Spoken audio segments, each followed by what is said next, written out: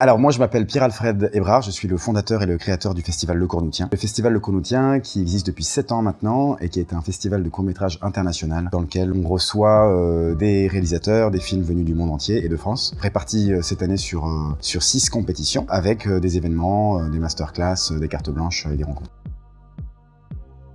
Je l'ai créé il y a 7 ans, c'est pour l'amour, enfin un amour du cinéma que j'ai moi personnellement, je suis réalisateur aussi, et j'ai voulu manger des films, en voir plein, et du coup essayer de créer des séances dynamiques avec des films que j'aimais beaucoup, et en fait ça a créé des histoires en fait quelque part, 1h30 de séance avec 5-6 films bien agencés qui permettent de voyager à travers cette séance-là, et du coup c'est venu la première année où il y avait 2-3 séances, et plus pour des amis et quelques réalisateurs qui étaient présents, et après ça s'est développé. Et c'est devenu un festival maintenant qui invite beaucoup de monde et qui présente beaucoup de films. Comme beaucoup de festivals de court-métrage, c'est de révéler des réalisateurs.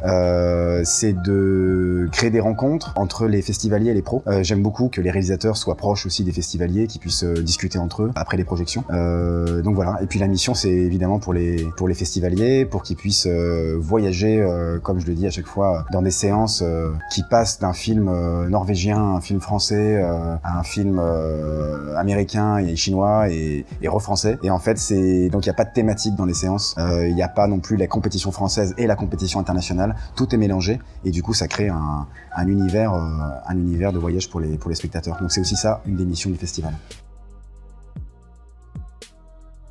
La sélection s'effectue sur 1 an. Nous, on regarde des films via des plateformes dans lesquelles on les reçoit. Et puis, on va en festival aussi. Donc, on parcourt la France et parfois l'étranger. Et on va découvrir des producteurs, des festivals et découvrir des films. Et voilà. Mais la majorité des films en sélection nous sont envoyés. Ça a changé un petit peu, mais cette année, du coup, il y a le Grand Prix du jury, le prix du scénario, il y a le prix d'interprétation, avec tout genre confondu. On ne fait pas féminin et masculin, c'est la meilleure interprétation du festival, et le prix du public, comme chaque année. On a reçu près de 2000 films sur nos plateformes, sur Festom et sur Mail et les différentes plateformes. Et on a vu en festival à peu près 200 ou 300 films, ce qui fait un peu plus de 2000 films visionnés. Et nous avons, sur les 2000 films visionnés, nous en avons retenu 33 en compétition. C'est dingue en fait cette question, elle est marrante cette question. Elle est marrante parce que les critères, on n'a pas de thématique. Donc déjà on n'est pas un festival de films policiers ou un festival de films d'horreur ou de comédie. On prend tous les genres et voilà. Et il faut que ça nous plaise. Nous on est 4 à faire la sélection sur les 2000 films et on est 4 potes qui ont les mêmes goûts artistiques.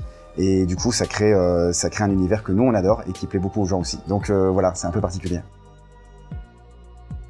Nous, on se positionne vraiment comme je l'ai dit tout à l'heure, comme un festival qui représente la qualité. Donc en fait, si vous venez, et là on en voit encore des spectateurs qui sont vraiment surpris, qui connaissaient pas le festival et qui vont revenir à la première heure là et qui sont partis à la dernière heure hier soir, tard, et qui à la fin sont très heureux de parler avec des réalisateurs, de les découvrir et sortent après une séance, sortent bouleversés ou sortent émus par la séance en entière et pas seulement par un des films.